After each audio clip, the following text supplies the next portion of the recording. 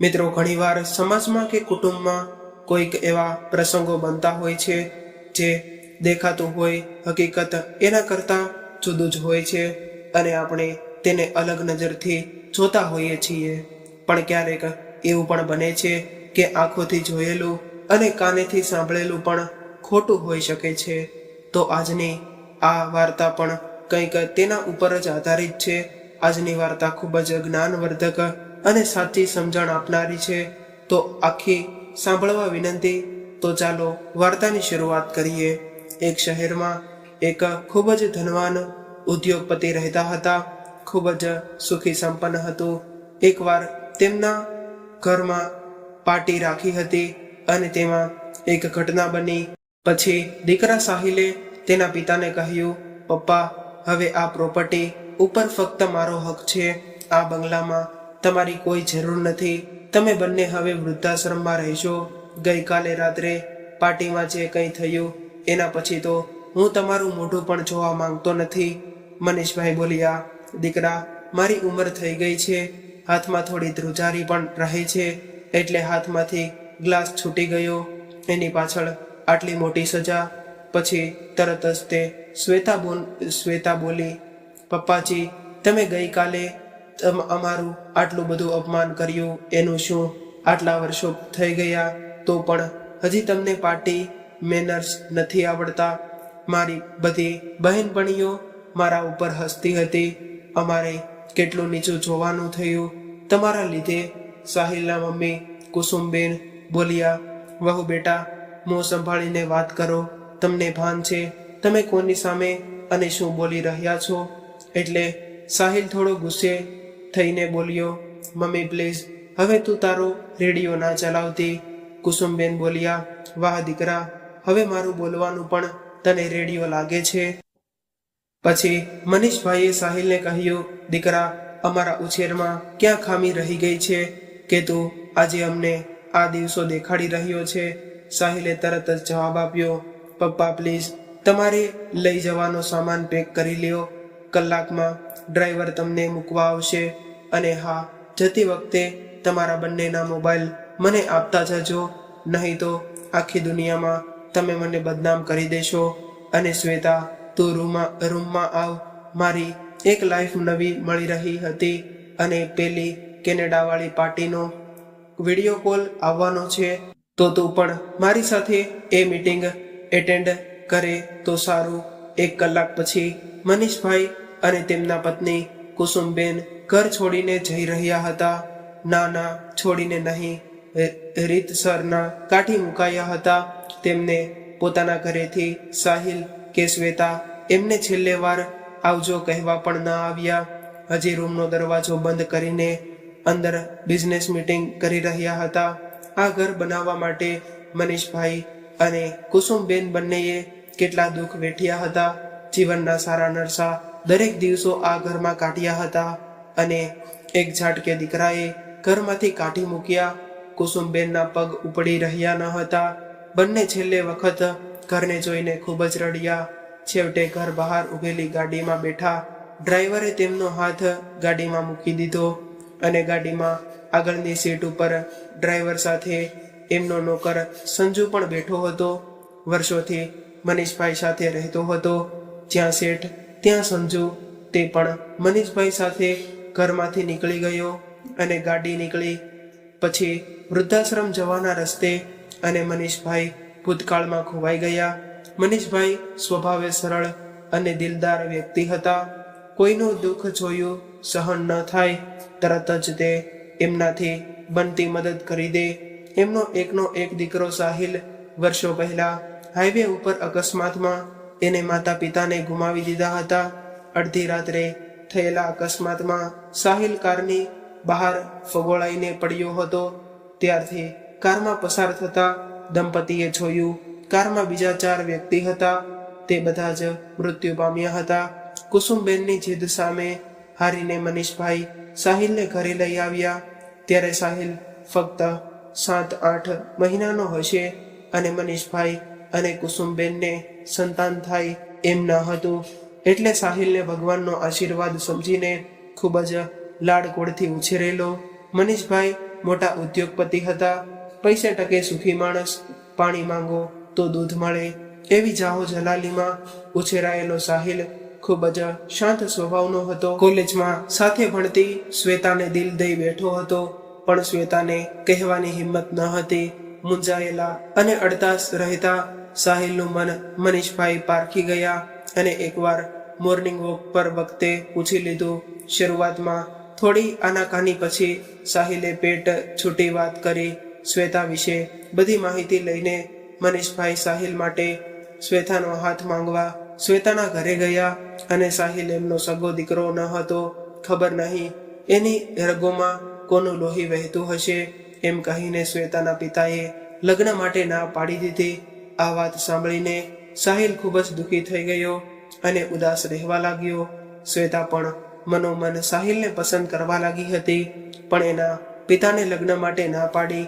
આ વાત શ્વેતાને ખબર પડી કે બીજી બાજુ બીજા દિવસે તેણે સાહિલને ફોન કરીને મળવા બોલાવ્યો અને કહ્યું પોતે લગ્ન કરશે તો ફક્ત સાહિલ જોડે કરશે, નહીતર આજીવન કુમારી રહેશે. ઘરેથી નહીં માને એટલે રજિસ્ટર મેરેજ કરી લેવા કહ્યું, પણ સાહિલ માન્યો નહીં. અને મનીષભાઈએ આ વાતની ખબર પડી એટલે તરત જ શ્વેતાને મળવા બોલાવી અને કુસુમબેન સાથે મળીને બધાએ સાહિલને સમજાવ્યો. આખરે સાહિલ માની ગયો અને આગલા 5 દિવસમાં એમના કોર્ટ મેરેજ કરાવી દીધા.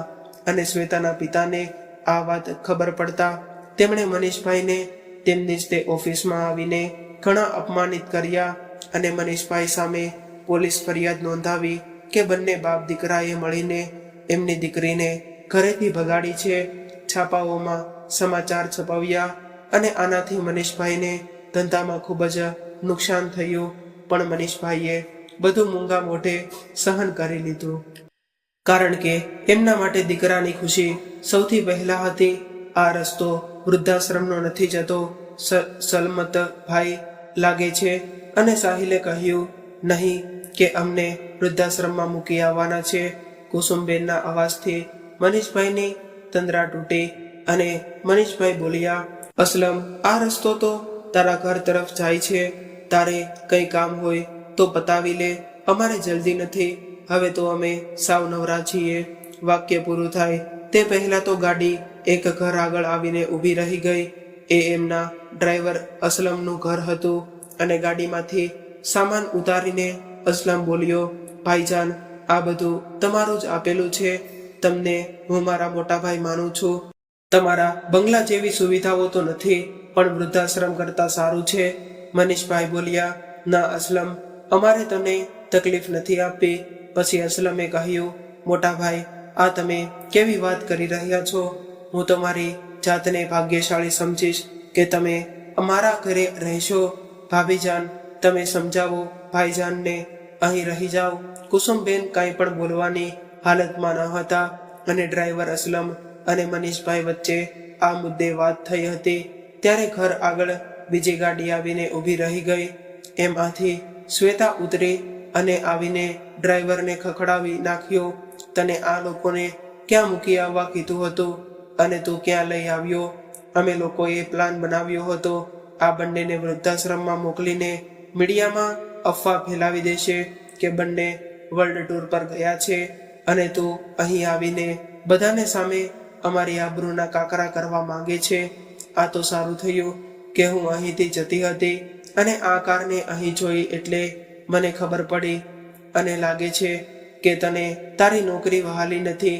હંમેશા અસલમને ચાચા કહીને વાત કરતી શ્વેતા આજે તુકારા સાથે ખસડાવી રહી હતી અને મનીષભાઈ અને કુસુમબેન પણ આશ્ચર્યમાં પડી ગયા, પણ બીજા જ ક્ષણે સમજી ગયા કે માતા પિતા સમાન સાસુમાં સસરાને અપમાનિત કરવાની શ્વેતા ડ્રાઈવર સાથે આવું વર્તન કરે એમાં કોઈ નવાઈ નથી.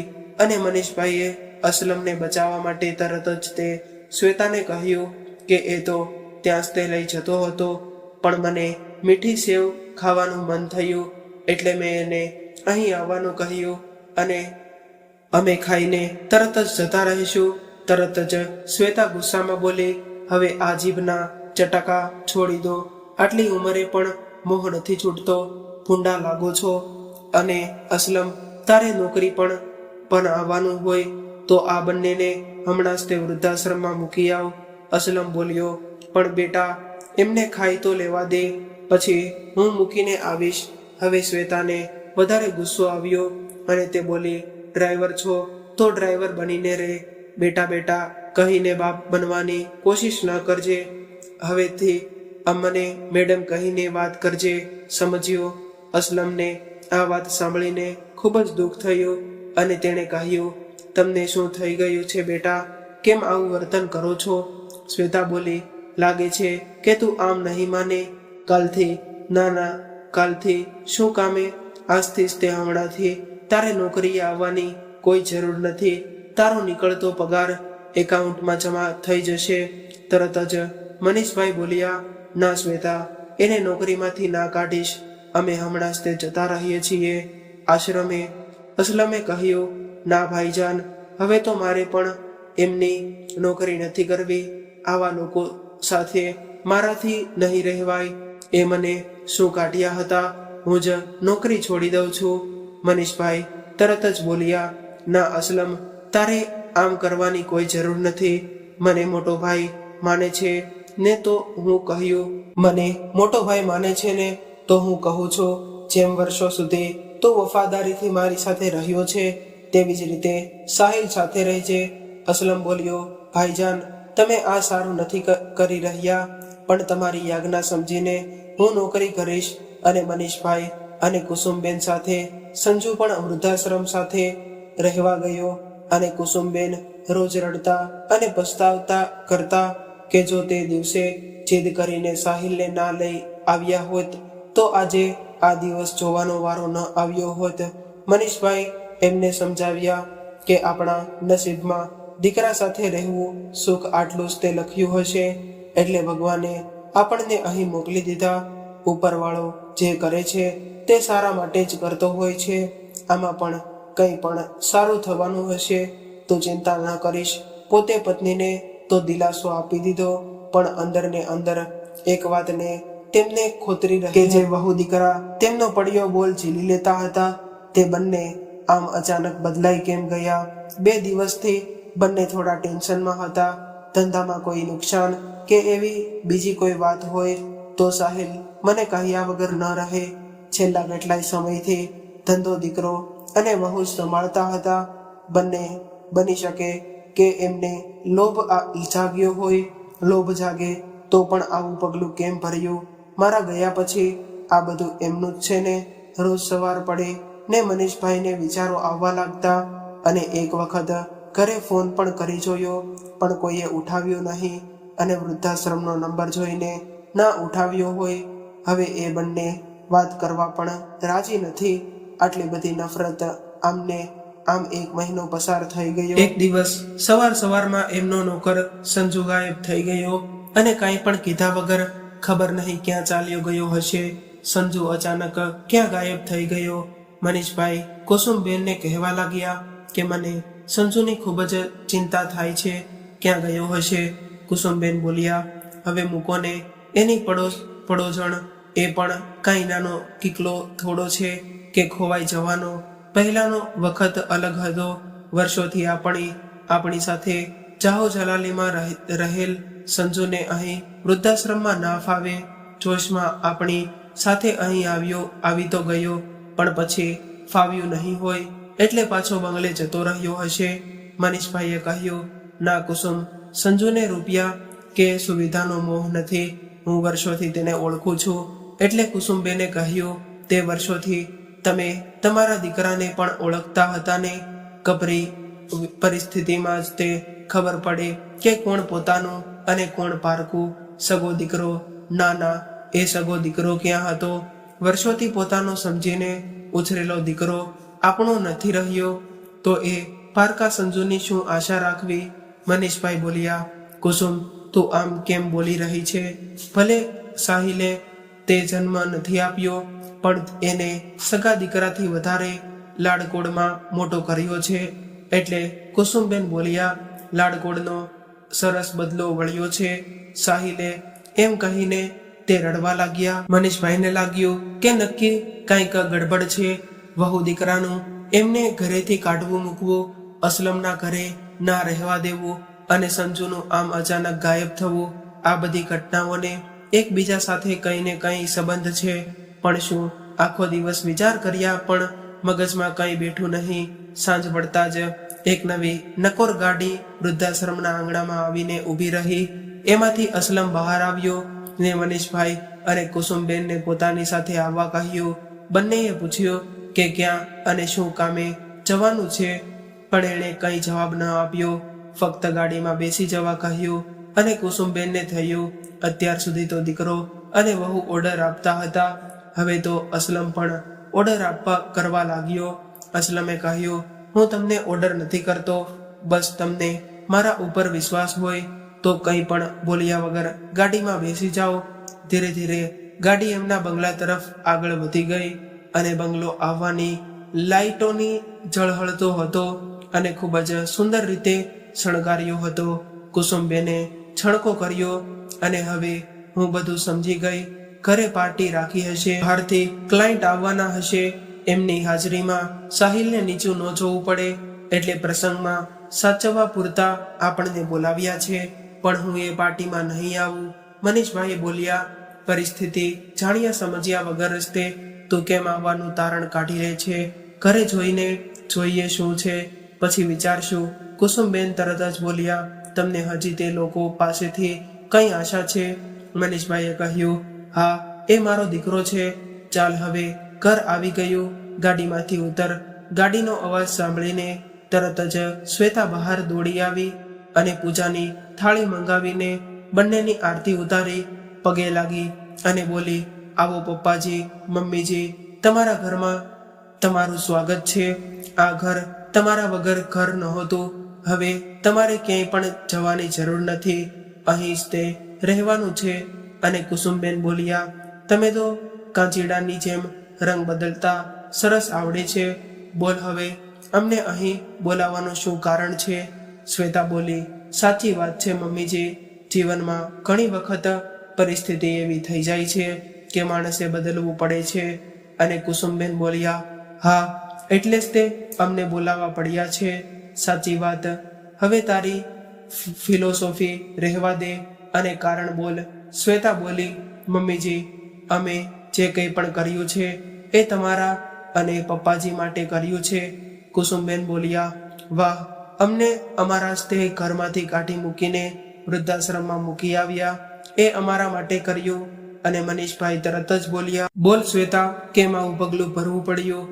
શ્વેતા બોલી, પપ્પાજી, આપણી જ તે કંપનીના એક કર્મચારીએ કંપનીમાં ઘણા સમયથી ગોટાળો ચાલુ કર્યો હતો. આપણી કંપનીની પ્રોજેક્ટના બોક્સમાં ગેરકાયદેસર દાણચોરનો માલ આવતો અને જતો હતો. અમને ખબર પડી ત્યારે ખૂબ જ મોડું થઈ ગયું હતું. સરકાર આપણી કંપની ઉપર કાયદેસર કાર્યવાહી હાથ ધરે છે ત્યારે કંપનીના ઓનર એટલે કે તમે અથવા તો સાહિલ, બેમાંથી કોઈ પણ એકને જેલ ભેગા થવું પડે. આ મુદ્દે અમે આપણા વકીલ સાથે વાત કરી તો એમણે કહ્યું કે આપણે ગમે તેમ કરીએ તો પણ ઓછામાં ઓછા 3-4 દિવસ તો જેલમાં કાઢવા જ પડશે. હવે અમારી પાસે ફક્ત એક જ રસ્તો હતો, તમે બંનેમાંથી કોઈ એક જેલમાં હવાલે થાવ. આખી જિંદગી તમે માથું ઊંચું રાખીને જીવ્યા છો, પણ અમારા લગ્ન માટે પહેલીવાર તમે મારા પપ્પા સામે નમ્યા હતા. તમારા માટે સાહિલની ખુશી જ સૌથી પહેલા હતી. અમારે આ દિવસે આ ઉંમરે તમને જરાય પણ દુઃખ નહોતું આપવું. તમે અમારા માટે ઘણું બધું કર્યું હતું. હવે અમારો વારો હતો. અમારી હાજરીમાં પોલીસ આવત તો કાયદેસર રીતે તમારી જ તે ધરપકડ થાત અને અમે ન હતા ઈચ્છતા કે તમે જેલમાં જાઓ. અને અમે નક્કી કર્યું કે સાહિલ જેલમાં જશે અને હું અહીં રહીને એમના જામીન અરજી વગેરે કાર્યવાહી કરીશ અને તમને બંનેને કોઈક એવી જગ્યા ઉપર મોકલી દેવા કે જ્યાં માર્કેટની ખબર ન પહોંચી હોય અને પહોંચે તો પણ તમને ખબર ન પડે. એના માટે સૌથી સારી જગ્યા અમને વૃદ્ધાશ્રમ લાગી. પહેલાં તો અમે ત્યાં જઈને બધી સુવિધાઓ ઉપલબ્ધ છે કે નહીં તે તપાસ કરી અને તેના મેનેજરને પણ આખી વાત કરી અને મેનેજર અંકલ પણ માની ગયા અને વૃદ્ધાશ્રમમાં આવતા જ તે ન્યૂઝપેપર અને મેગેઝિન થોડા સમય માટે બંધ કરી દેવામાં આવ્યા અને તમારા બંનેના મોબાઈલ ફોન પણ લઈને લેવાનું નક્કી કર્યું, જેથી તમારા સુધી કોઈ પણ માહિતી પહોંચી ન શકે. બીજા દિવસે પાર્ટીમાં અમે બંને સતત બહાનું શોધતા હતા કે કોઈ એવી ઘટના બને અને અમે તમને અહીંથી મોકલી દઈએ. તમને ત્યાં એટલા માટે મોકલવાના ખચડાટ થતો હતો એટલે સંજુ કાકાને તમારી સાથે મોકલ્યા. અસલમ ચાચાને આ વાતની ખબર ન હતી એટલે એ પોતાના ઘરે તમને લઈ જવા માટે માંગતા હતા, પણ મેં આવીને બાજી સંભાળી લીધી. પપ્પા, તમે માનશો નહીં, પણ અમે બંનેએ ખૂબ જ હિંમત કરીને અને દિલ ઉપર પથ્થર મૂકીને આ પગલું ભર્યું હતું. તમે ગયા એ આખી રાત સાહિલ ખૂબ જ રડતા હતા. બીજા જ દિવસે પોલીસ આવીને એમની ધરપકડ કરી ગઈ અને માફ કરજો મમ્મીજી, પપ્પાજી, અમારી ભૂલને કારણે તમારે ઘણું બધું સહન કરવું પડ્યું. અમે તમારી સાથે જે કર્યું એના માટે માફી શબ્દ ખૂબ જ નાનો છે, પણ પપ્પા, અમારી પાસે બીજો કોઈ વિકલ્પ જ ન હતો. આ બધું તમારી હાજરીમાં થાત તો તમને ખૂબ જ તે આઘાત લાગત. સાહિલને જરા પણ દુઃખ પડે તો તમે હેરાન પરેશાન થઈ જાત. અમને વિશ્વાસ હતો કે જ્યારે પણ તમે હકીકતની ખબર પડશે તો તમે અમને જરૂર માફ કરી દેશો. સાહિલને કોઈ દુઃખી કરે એના કરતાં અમે જાતે જ તે આ પગલું ભર્યું. અને મનીષભાઈ બોલ્યા, જોયું કુસુમ, તું કહેતી હતી ને કે સાહિલ આપણો સગો દીકરો નથી, તો જો આ બંનેએ આપણા માન સન્માન માટે કેટલું બધું વેઠ્યું. અને કુસુમબેન બોલ્યા, અમને જાણ પણ ના કરી. તમે બંને આટલા મોટા થઈ ગયા કે હવે મમ્મી પપ્પાને જણાવવાનું પણ યોગ્ય ન સમજ્યું. ત્યારે શ્વેતા બોલી, પ્લીઝ મમ્મી, માફ કરી દેજો. તમે કહેતા હોય તો હું 100 ઉઠક બેઠક કરું. તરત જ કુસુમબેન બોલ્યા, હા ચાલ, હવે બોલી છો તો કરીને જ બતાવ. શ્વેતા ઉઠક બેઠક કરવા લાગી. 3-4 ઉઠક બેઠક કરીને થાકી ગઈ અને શ્વેતા બોલી, મમ્મીજી, થોડું વ્યાજબી કરો ને, હું તો થાકી ગઈ. અને કુસુમબેન બોલ્યા, જરાય નહીં. શ્વેતાએ કહ્યું, પપ્પાજી, મમ્મીજીને કહો ને માફ કરી દે અને મારાથી 100 ઉઠક બેઠક નહીં થાય અને મમ્મીજીથી બચાવી લો. અને કુસુમબેન બોલ્યા, હું માફ કરીશ, પણ મારી એક શરત છે. કે તરત જ શ્વેતા બોલી, અરે તમે બોલો તો ખરા, મને બધી શરત મંજૂર છે. કુસુમબેને કહ્યું, મારી શરત છે કે હવે પછી આવી કોઈ પણ પ્રકારની મુસીબત આવે તો તારે અમને પહેલા જાણ કરવાની, અને હા, બીજી વાર અમને કાઢી ના મૂકતી. શ્વેતા કાન પકડીને બોલી, સોરી મમ્મીજી. કુસુમબેન બોલ્યા, સારું સારું, ચાલ હવે રસોડામાં કંઈ સારું બનાવવામાં સંજુને મદદ કરીએ. અને મનીષભાઈ બોલ્યા, બેટા, આખી વાતમાં સાહિલ ક્યાં છે? શ્વેતા બોલી, પપ્પાજી, એ રૂમમાં છે. એ એમને અહીં આવવા કહ્યું પણ એ ન માન્યા. હવે કે છે કે મમ્મી પપ્પા સામે જઈને મારી હિંમત નથી થતી. મનીષભાઈ બોલ્યા, હું એને ત્યાં જઈને મળી આવું. શ્વેતા, તું પણ આવ. બધા સાહિલના રૂમમાં ગયા અને સાહિલ નીચે બેઠો બેઠો રડી રહ્યો હતો. અને મનીષભાઈએ કહ્યું, બેટા સાહિલ, હવે અમે આવી ગયા છીએ, ચૂપ થઈ જા. અને મનીષભાઈને ભેટીને સાહિલ ધ્રુસરે ધ્રુસે રડી રહ્યો હતો અને થોડી વાર પછી શાંત થઈને બંનેની માફી માંગી. અને મનીષભાઈએ પણ સાહિલ સામે એ જ શરત મૂકી કે જે શરત કુસુમબેને શ્વેતા સામે મૂકી હતી. સાહિલે કહ્યું, પપ્પા, તમારી દરેક શરત મને મંજૂર છે, અમને બંનેને માફ કરી દો. મનીષભાઈ બોલ્યા, દીકરા, તારી રંગોમાં લોહી કોનું વહે છે એ તો મને નથી ખબર, પણ હા, એમાં સંસ્કાર તો મારા જ છે. એ તે આજે સાબિત કરી આપ્યું. ધન્ય થઈ ગયો હું તારા જેવો દીકરો મેળવીને. સાહિલ બોલ્યો, પપ્પા, આ બધું શ્વેતાના લીધે પોસિબલ થઈ શક્યું. હું તો એટલો ડિસ્ટર્બ થઈ ગયો હતો કે મારા મગજમાં આવો આઈડિયા આવતા જ નહોતા. અને કુસુમબેન બોલ્યા, મારી દીકરી પણ કંઈ ઓછી નથી. શ્વેતાએ એકલા હાથે જ તે ઘર અને આપણો બિઝનેસ બંને સંભાળ્યા અને ઉપરથી સાહિલને છોડવા માટે કોર્ટ કચેરીના ધક્કા ખાધા અને તમારા જેવા દીકરા અને વહુ સૌને મળે. તરત જ શ્વેતા બોલી, અને તમારા જેવા મમ્મી પપ્પા પણ સૌને મળે. ઘણી વખત આપણે આંખોથી જે જોઈએ છીએ તે સાચું હોય છે, પણ જરૂરી નથી કે જે પૂરેપૂરું સત્ય હોય. પરિસ્થિતિ ગમે તેટલી મુશ્કેલ હોય પણ હંમેશા ધીરજ રાખવી જોઈએ. તો મિત્રો, સાહિલ અને શ્વેતાએ પોતાના માતા પિતા માટે જે કર્યું તે બરાબર હતું કે નહીં? કોમેન્ટ બોક્સમાં તમારો અભિપ્રાય જરૂર આપજો. અને જો વાર્તા ગમી હોય તો લાઈક કરીને વધુમાં વધુ શેર કરજો. અને આવી જ અવનવી વાર્તા સાંભળવા માટે ચેનલને સબસ્ક્રાઇબ જરૂરથી કરજો. હર હર મહાદેવ.